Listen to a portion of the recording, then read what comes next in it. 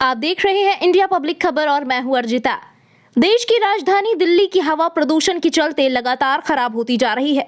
बढ़ते प्रदूषण के चलते AQI का स्तर 500 से ऊपर बना हुआ है, जिसके कारण राजधानी की हवा दम घोंटू होती जा रही है। इसी मुद्दे को लेकर सुप्रीम कोर्ट ने शनिवार को सुनवाई की। इस दौरान सुप्रीम कोर्ट ने बढ़ते प्रदूषण के स्तर को लेकर चिंता जताते हुए केंद्र सरकार को फटकार लगाई है। इस दौरान कोर्ट ने सरकार को प्रदूषण से निपटने के लिए तत्काल उपाय के तौर पर 2 दिन का लॉकडाउन लगाने की सलाह भी दी। दरअसल पिछले साल आदित्य दुबे नाम के छात्र ने दिल्ली में होने वाले प्रदूषण को लेकर याचिका दाखिल की थी, जिसमें पंजाब हरियाणा में फसल अवशेष यानी पराली जलाए जाने समेत तमाम कारणों को गिनाया गया था। पिछले साल हुई सुनवाई में सुप्रीम कोर्ट ने इस समस्या से निपटने में केंद्र और राज्य सरकारों की नाकामी को देखते हुए जिम्मा अपने पूर्व जज जस्टिस मदन बी लोकुर को सौंपने की बात कही थी। तब केंद्र सरकार ने एक 15 सदस्यीय आयोग का गठन किया और कोर्ट से अनुरोध किया कि वो किसी पूर्व जज को जिम्मा ना सौंपे। कोर्ट ने इस अनुरोध को मान लिया, लेकिन 1 साल बीत जाने के बाद भी राजधानी दिल्ली का हाल प्रदूषण से बेहाल नजर आ रहा है और अभी भी स्थिति वैसी ही बनी हुई है।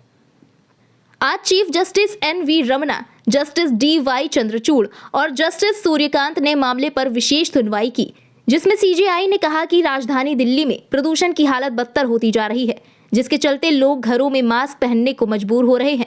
इससे निपटने के लिए आपने क्या कदम उठाए हैं? इस पर सॉलिसिटर जनरल ने कहा कि पराली जलाने के चलते दिल्ली NCR में प्रदूषण बढ़ा है। इसे रोकने के लिए राज्यों को कुछ कड़े कदम उठाने होंगे। किसानों पर जुर्माना लगाना होगा। जजों ने कहा कि सरकार पराली से निपटने के लिए 2 लाख मशीनों की बात कह रही है, लेकिन इस मशीन की कीमत क्या है? क्या साधारण किसान इसे खरीद सकता है? सरकार ये भी कह रही है कि फसल अवशेष से बिजली बनाई जा सकती है, लेकिन थर्मल पावर कंपनियों के साथ किसानों का समझौता करवाया गया है। किसानों के सामने मजबूरी होती है कि उन्हें अगली फसल के लिए जमीन खाली करनी पड़ती है। सवाल यही है कि उन्हें अवशेष जलाना ना पड़े, इसके लिए सरकार ने क्या सुविधा दी? आप इन्हें दंडित करने के बजाय प्रोत्साहित करने की बात क्यों नहीं कहते हैं? बायो डीकंपोजर कितने किसानों को उपलब्ध कराया गया? ये कुल जमीन का कितना फीसदी है? कोर्ट ने यह भी कहा कि औद्योगिक धुआं, गाड़ियों से होने वाला प्रदूषण, धूल, पटाखे जैसी तमाम बातों को नजरअंदाज कर बस किसानों को दोष देना गलत है। कोर्ट के इस सख्त रुख पर सॉलिसिटर जनरल ने कहा कि वो किसी एक वर्ग या किसी एक राज्य को जिम्मेदार नहीं ठहरा रहे, बाकी मुद्दों पर भी काम किया जा रहा है। तुषार मेहता ने सभी प्रश्नों का उत्तर देने के लिए सोमवार तक का वक्त मांगा है। इस पर चीफ जस्टिस ने कहा कि स्थिति ऐसी है कि आपातकालीन कदम उठाना जरूरी हो गया है। हम चाहते हैं कि अगले 2-3 दिनों में स्थिति सुधारी जाए। AQI स्तर 500 के पार हो गया है, वो नियंत्रण में आए। अगर इसके लिए दिल्ली में कुछ दिनों का लॉकडाउन लगाना जरूरी हो तो उस पर भी विचार हो। जिस पर केंद्र के वकील ने कहा कि प्रदूषण नियंत्रण आयोग की आज ही आपातकालीन बैठक बुलाई गई है। इसमें सभी राज्यों के प्रतिनिधि शामिल होंगे।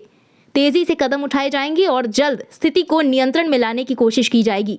सुप्रीम कोर्ट ने उनके इस आश्वासन को रिकॉर्ड पर लेते हुए सुनवाई सोमवार 15 नवंबर के लिए टाल दी है। फिलहाल राजधानी दिल्ली में बढ़ते प्रदूषण की समस्या को लेकर सुप्रीम कोर्ट सख्त नजर आ रहा है। अब देखना यह होगा कि सुप्रीम कोर्ट के तल्ख रवैये के बाद सरकार प्रदूषण को नियंत्रित करने के लिए क्या कदम उठाती है। इस खबर में फिलहाल इतना ही। देश और दुनिया की बाकी तमाम खबरों के लिए सब्सक्राइब करें इंडिया पब्लिक खबर के YouTube चैनल को।